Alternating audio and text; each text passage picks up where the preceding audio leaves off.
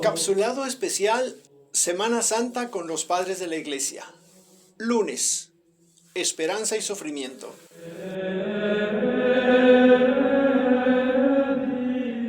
Queridos hermanos, esta semana vamos a guiarnos con las palabras de los padres de la Iglesia. Ellos nos ayudarán a reflexionar estos misterios en la liturgia de las horas.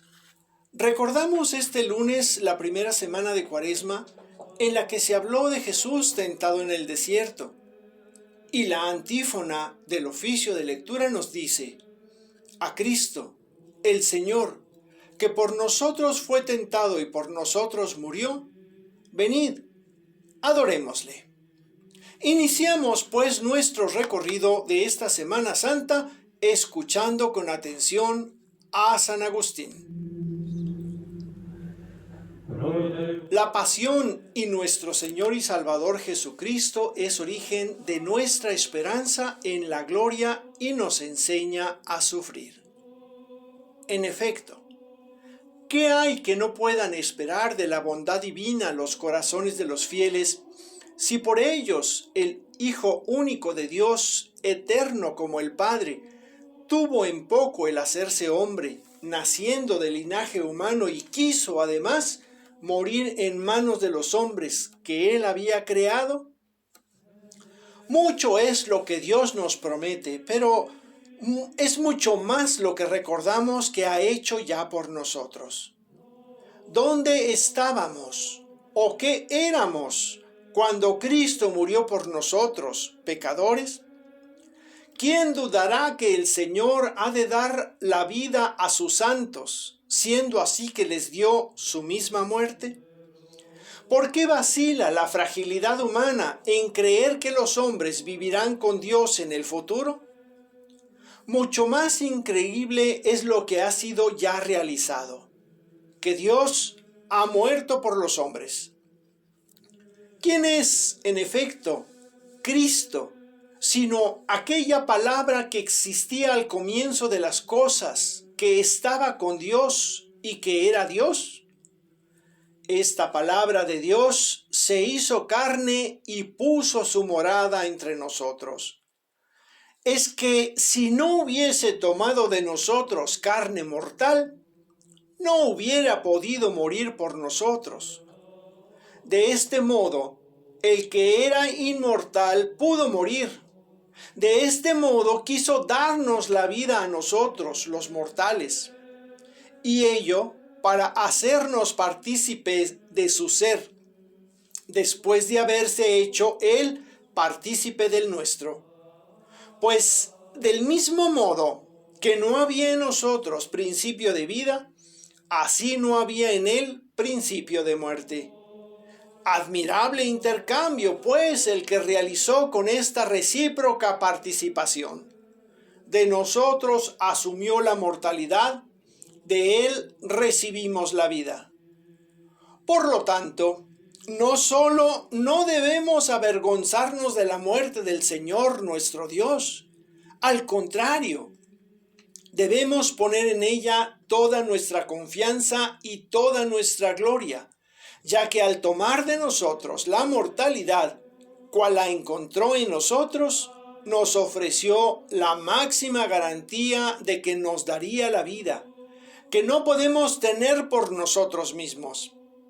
Pues quien tanto nos amó, hasta el grado de sufrir el castigo que merecían nuestros pecados, siendo Él mismo inocente, ¿cómo va ahora a negarnos Él que nos ha justificado lo que con esa justificación nos ha merecido?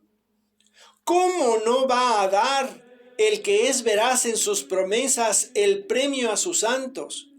Él, que sin culpa alguna soportó el castigo de los pecadores.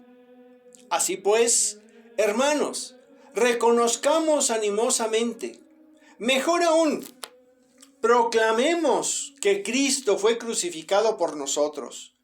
Digámoslo no con el temor, sino con gozo, no con vergüenza, sino con orgullo. El apóstol Pablo se dio cuenta de este título de gloria y lo hizo prevalecer. Él, que podía mencionar muchas cosas grandes y divinas de Cristo, no dijo que se gloriaba en estas grandezas de Cristo. Por ejemplo, en que es Dios junto con el Padre, en que creó el mundo, en que incluso siendo hombre como nosotros, manifestó su dominio sobre el mundo, sino en cuanto a mí, dice, líbreme Dios de gloriarme si no es en la cruz de nuestro Señor Jesucristo. Quiero hacer hincapié en algunos puntos que me llamaron la atención de este texto de San Agustín. Este misterio de la pasión del Señor es origen de nuestra esperanza en la gloria y nos enseña a sufrir. El Señor en varias ocasiones nos promete la vida eterna, pero no es hasta que pasa por la pasión, muerte y resurrección que da a origen a esta esperanza, porque antes de esto estábamos condenados. Pero a partir del evento de la redención, nos vuelve a abrir las puertas del reino que se habían cerrado debido a nuestras faltas. Pero no tenemos la suficiente confianza y no tenemos tampoco la suficiente fe y el suficiente amor para obrar de acuerdo a esta esperanza. ¿Con cuánta frecuencia nos desanimamos y caemos en las mismas o en diversas faltas? San Agustín nos recalca que la promesa de Dios es grande, pero nos hace ver que lo que ya se había hecho por nosotros es más grande aún, y hace una pregunta interesante. ¿Por qué vacila la fragilidad humana en creer que los hombres vivirán con Dios en el futuro? Y es que podemos decir que sí lo creemos, pero a veces actuamos totalmente en contra de lo que dicen nuestros labios.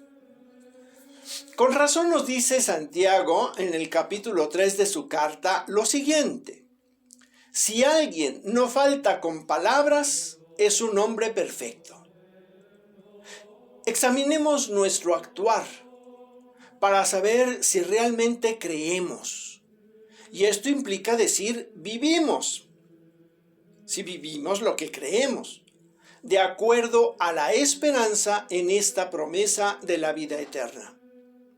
La otra parte en la que nos toca ponernos a pensar es en aquello de que nos enseña a sufrir. Y no quiere decir que nos enseña como un maestro le enseña a cualquier alumno. Quiere decir más bien que nos pone el ejemplo. El sufrimiento no es una materia que tenemos que aprobar en la vida. El sufrimiento es consecuencia de nuestras obras. Y el Señor nos pone el ejemplo aun cuando Él no tiene esas fallas o estas obras equivocadas. Así que muchísimas veces me ha tocado escuchar a personas reclamarle a Dios por alguna desgracia. Y si la persona en cuestión recibe una causa de sufrimiento de la que se considera o en realidad es inocente, peor tantito. Consideremos este sufrimiento de Cristo y de Dios. Jesús no solo es inocente, sino que primero acepta despojarse de su condición divina, como nos dice San Pablo en la carta a los Filipenses.